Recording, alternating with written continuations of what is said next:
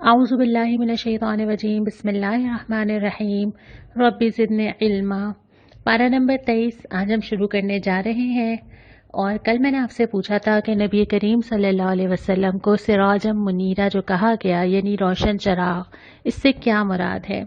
चराग तो हम जहन में भी तस्वर करें तो पहली चीज़ आती है रोशनी, और नबी करीम सल्लल्लाहु अलैहि वसल्लम जहालत के अंधेरे में रोशनी लेकर आए थे, रहनुमाई करने वाले, रास्ता दिखाने वाले और बेहतरीन नमूना। यानी इसकी रोशनी में कोई भी इंसान हिदायत का सफ़र बहुत आराम से तय कर सकता है, लेकिन इसके लिए ज़रूरी है कि वह नबी करीम सल्लल्लाहु अलैहि वसल्लम की सीरत से वाकिफ़ हो, आपकी ज़िंदगी से वाकिफ़ हो और इससे रहनुमाई भी ले। अब हम पारा नंबर 23 शुरू करते हैं। कल के सिपारे के आखिर में सूरह यासीन शुरू हो गई थी, लेकिन हमने वहाँ पे इसलिए बात नहीं की थी कि आज एक मुकम्मल सूरत की शक्ल में हम बात कर लें। ये वो सूरत है जिसे कुरान का दिल कहा जाता है। नबी करीम सल्लल्लाहु अलैहि वसल्लम ने फरमाया कि अपने मरने वालों पे सूरह यासीन पढ़ा करो। क्यों पढ़ा करो, अभी हम जब आगे चलेंगे तो इसके ऊपर बात करेंगे। सूरत शुरू होती है, सबसे पहले ऐलान किया जाता है कि ये जो कुरान है ये गालिब और रहीम हस्ती का नाजिल करता है। रहीम इसलिए कि ये उसकी रहमत है कि वो तुम्हें सारी हिदायत लिखी हुई दे रहा है, प्रिंटेड तुम्हारे हाथ में इस वक्त पहुंचा दी है। इससे ज़्यादा भी कोई रहमत हो सकती है। और फिर फरमाया कि जो लोग फैसला अज़ाब के मुस्तहिक हो जाते हैं, इनके आगे भी दीवार है और पीछे भी दीवार है। आगे इसलिए कि सोच ही नहीं रहे कि आगे इनके सामने क्या क्या पेश होने वाला है, और पीछे इसलिए कि एक पूरा माजी है जिसमें इतने किस्से सुनाए जा रहे हैं, इतनी कौमों के बारे में बताया जा रहा है, बार बार खबरदार किया जा रहा है, किसी चीज़ से सबक नहीं लेते। और उसके बाद फिर फरमाया कि एक दिन तो मुर्दे जिंदा होंगे, एक दिन तो सामने आ जाएंगे। फिर क्या होगा, अल्लाह ताला वो सारे अफ़ाल जो काम उन्होंने किए हैं और वो आसार जो वो पीछे छोड़ के आए हैं सब निकाल के ले आएंगे। अफ़ाल में दो तरह की चीज़ें हैं, एक तो वो है जो हमने अमाल किए होते हैं अपने लिए, अच्छे बुरे जो भी किए, एक नक़ूश होते हैं जो हम चीज़ों पर छोड़ते हैं। मिसाल के तौर पे अगर नेकी के लिए चले तो ज़मीन पे, और अगर मस्जिद की तरफ सफ़र किया तो जितने कदम लिए, इल्म की तलाश में गए तो कितने कदम लिए। इसके अलावा आसार ये होते हैं जो हम में से कोई रिवाज या नेकी या बुराई छोड़ जाता है, अपने घरों पे असरार डालते हैं, अपने दोस्तों पे डालते हैं, अपने मिलने वालों पे डालते हैं, जहाँ पे मौजूद होते हैं वहाँ हमारे असरात होते हैं। हम कहीं भी हों, हर इंसान अपने आसार छोड़ के जा रहा है, या वो अच्छे हैं या वो बुरे हैं, और फिर वो नस्लों तक चलते हैं, नस्लों तक चलते हैं। अगर मैंने ख़ानदान के अंदर कोई ऐसी बात की जिसकी वजह से कोई घर टूटा, किसी का दिल ख़राब हुआ, तो उसके असरात फिर बच्चों पर, बच्चों की वजह से उनके बच्चों पर, और ख़ानदान में कहाँ कहाँ तक मेरी बात गई, वो सारे असरात हैं। और अगर मैंने कोई अच्छी बात बता दी और वो मैं भूल गई, और वो किसी ने किसी को बताई, उसने किसी और को बता दी, उसने अपने बच्चों को सिखा दी, मुझे नहीं याद, किसी इंसान के बस में नहीं है सारी चीज़ें जमा करना। अल्लाह ताला वो सारे आसार जमा करके ले आएगा। फिर उसके बाद मिसाल दी गई है कि एक बस्ती है, उसका रवैया, और उसी बस्ती में एक शख्स है, उसका रवैया। बस्ती का रवैया ये है कि झुटलाया, घमंड किया। फिर अल्लाह ताला ने क्या किया, एक धमाका हुआ और वो बुझ कर रह गए। उसमें एक शख्स, ये वो शख्स है जिसका नाम भी हमें नहीं बताया गया, लेकिन इस शख्स की ख़ास बात क्या थी, दौड़ते हुए आया और फिक्र ये हुई कि मैं लोगों को नसीहत कर दूं, मैं किसी को कुछ बता दूं। नज़र आ रहा है कि पूरी बस्ती मानने को तैयार नहीं है और मैं अकेला हूं, लेकिन इसके बावजूद हक़ का ऐलान भी करता है, लोगों को तवज्जो भी दिलाता है, कहता है कि देखो इस तरफ आ जाओ, देखो इसकी बात मान लो। और फिर जब उसकी नहीं मानी जाती तो वो अपनी बात पे कायम रहता है, यहाँ तक कि उसको शहीद कर दिया जाता है। लेकिन वो आखिर में भी ये कहता है कि काश मेरी कौम के लोगों को समझ आ जाती। वो खैर ख्वाही उसकी सारी ज़िंदगी हत्ता के मरते दम तक रहती है। और फिर अल्लाह ताला वादा करता है कि अल्लाह ताला ने उसको कहा दाखिल हो जाओ मेरी जन्नत में। उसे मग़फ़िरत भी दी और उसे वो इज़्ज़त भी दी जो दुनिया में उसको नहीं मिली थी, लेकिन अल्लाह ताला के पास मिली जाके।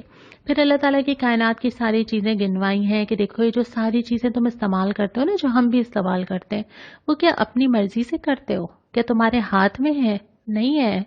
वो जो जहाज़ उड़ाते हुए यहाँ से वहाँ पहुँच जाते हो, तो वो किसकी मशीयत और किसकी रहमत है कि वो तुम्हें ये करने दे रहा है। اور جو ساری چیزیں استعمال کرتے ہیں کھانے سے لے کے پینے سے لے کے، وہ ساری چیزیں اللہ تعالیٰ کی رحمت کی وجہ سے ملتی چلی جا رہی ہیں، اور جس دن اللہ تعالیٰ نے اپنی رحمت روک لی اس دن وہ ساری چیزیں تو میرے اختیار میں ہیں ہی نہیں۔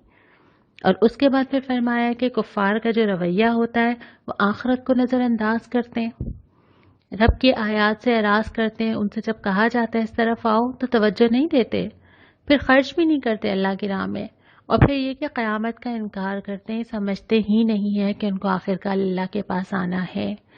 اس کے بعد سورہ یاسین کا وہ اہم ترین حصہ شروع ہوتا ہے۔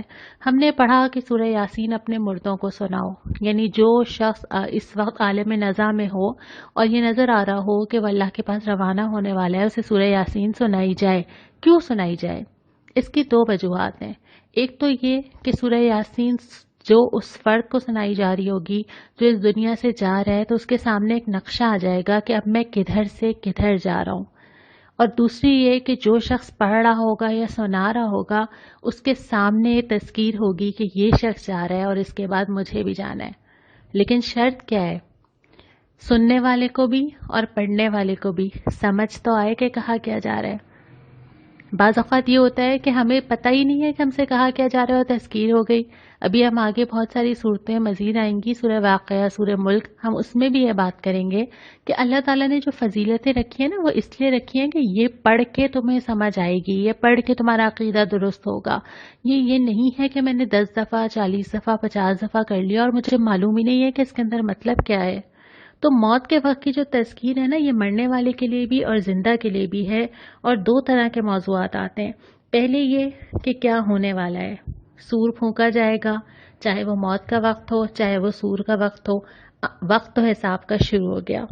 دوسری بات یہ کہ انسان پوچھے گا کس نے مجھے اٹھا کے کھڑا کر دیا، یہ کیا ہوا، یہ کون سی دنیا آ گئی، اور سب کو حاضر کر دیا جائے گا، سب موجود ہوں گے، بدلے کا وقت بس آ پہنچا ہے۔ اب سب بتائیں گے کیا کیا لے کر آئیں گے۔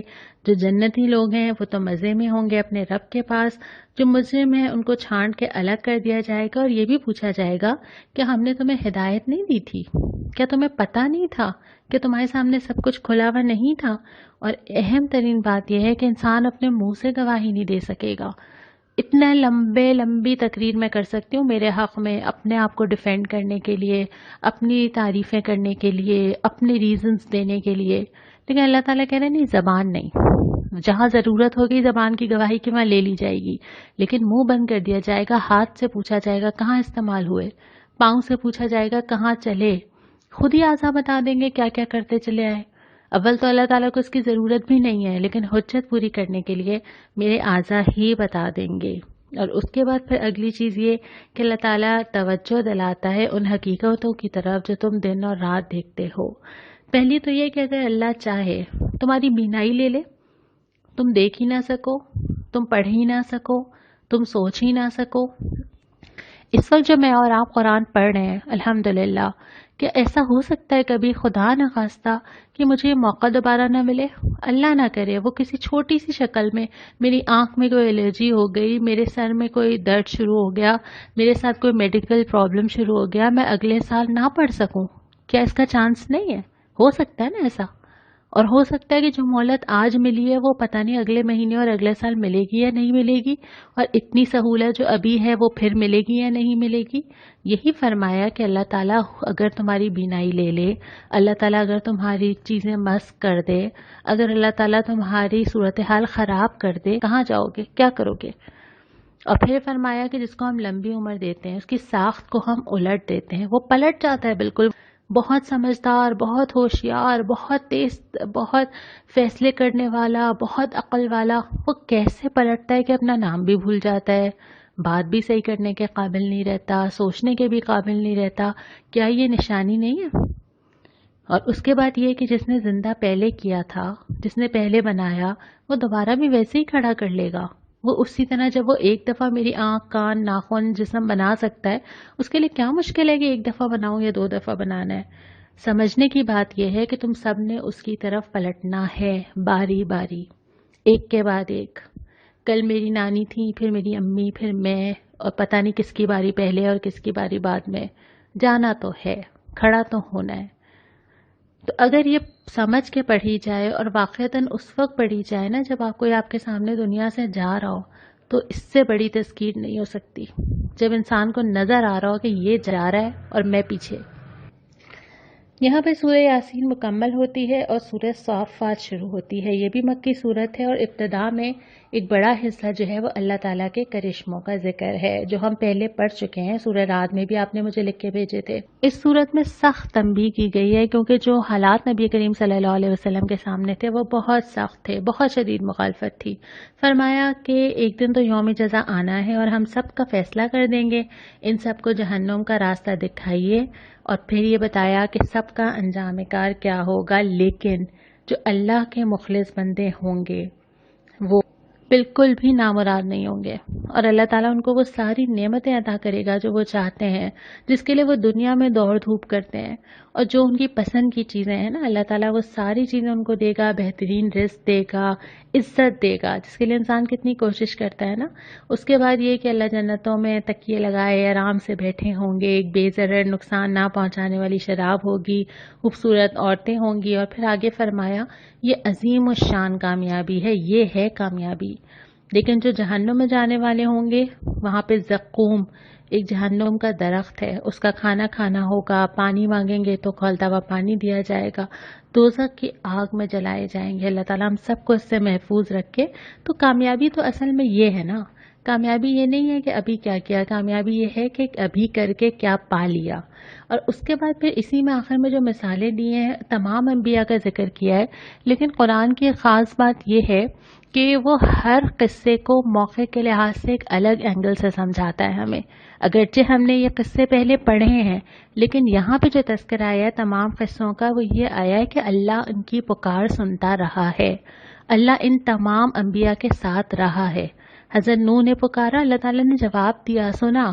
और हज़रत इब्राहीम के बारे में तो है कि जब अल्लाह ताला ने उनके लिए आग भी ठंडी की और जब बेटे की आजमाइश भी उनसे की कि वो बेटे को ज़िबा करें, तो उसकी जगह मेंढा भी आ गया। फिर उसके बाद हज़रत मूसा का वाक़या हमने पढ़ा कि जिस तरह समंदर से अल्लाह ताला ने उनको निकाला, नुसरत दी, हिदायत दी। हज़रत इलियास को ना मानने वालों को अल्लाह ताला ने पकड़ की, हज़रत लूत को अज़ाब से बचाया, हज़रत यूनुस को मछली के पेट से निकाला।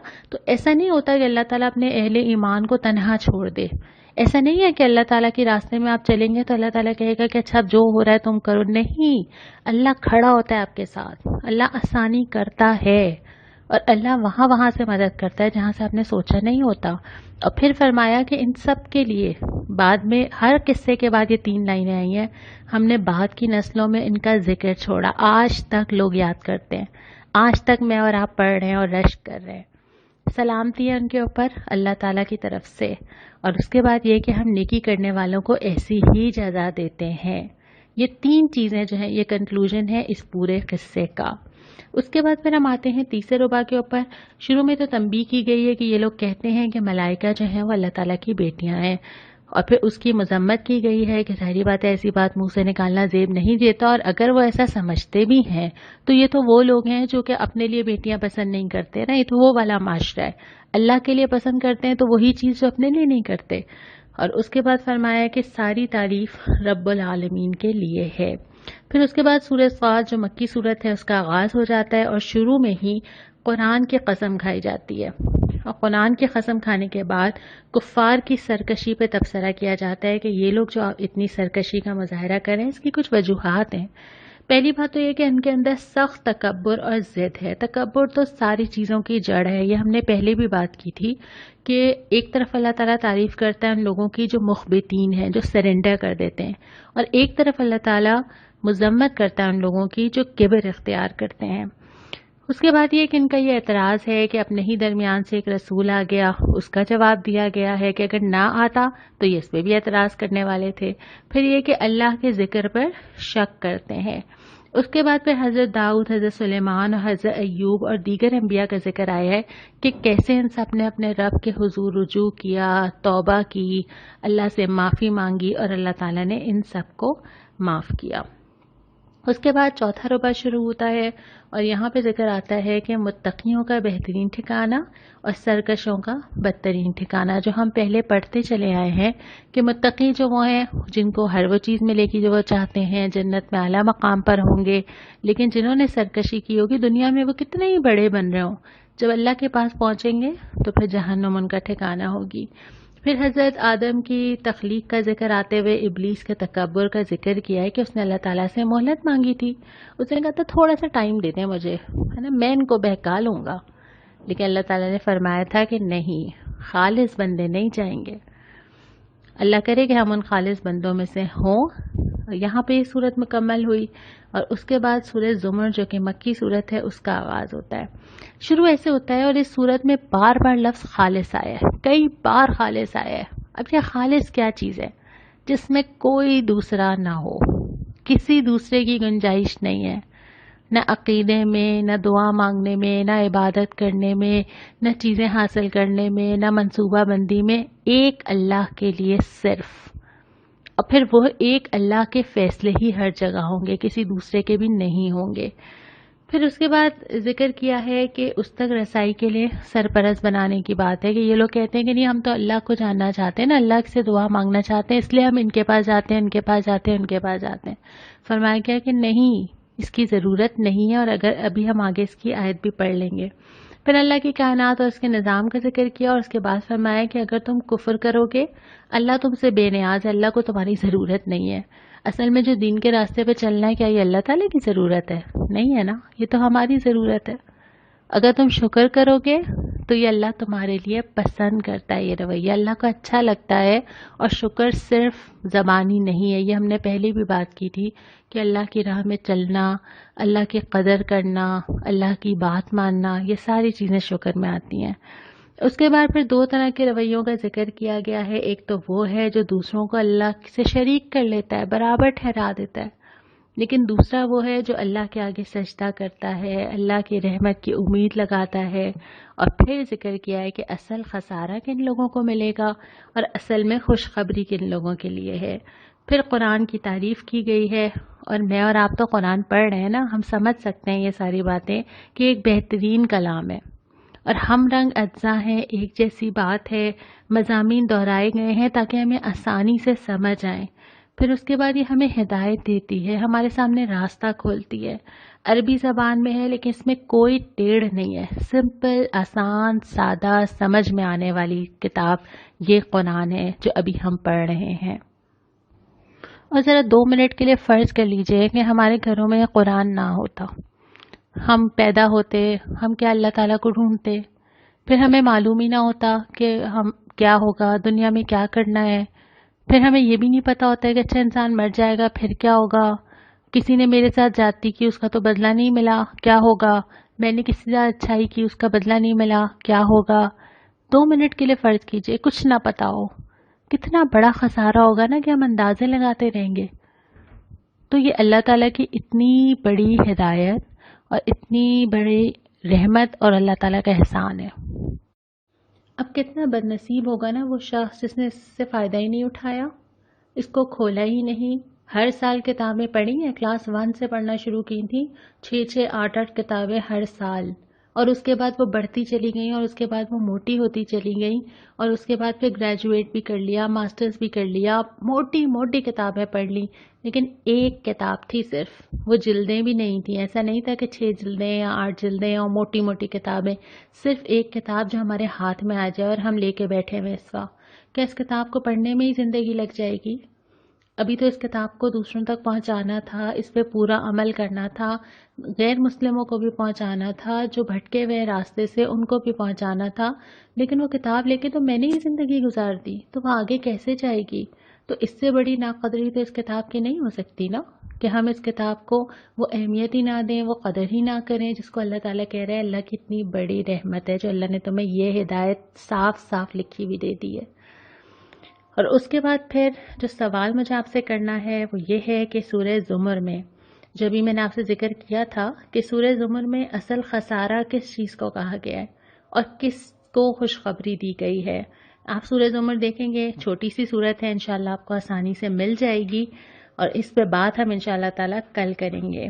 آج کی جو دعا ہے، ایک تو سورہ صاد میں دعا آئی ہے، اس کے علاوہ سورہ صافات کی آیات ہیں جس کو مجلس کے خاتمے کی دعا بھی کہا جاتا ہے، تو انہی آیات پہ ہم اختتام کرتے ہیں۔ سبحان ربک رب العزت عما یصفون وسلام علی المرسلین والحمد للہ رب العالمین۔ کل ہم پارہ نمبر 24 کا آغاز کریں گے۔ السلام علیکم ورحمۃ اللہ۔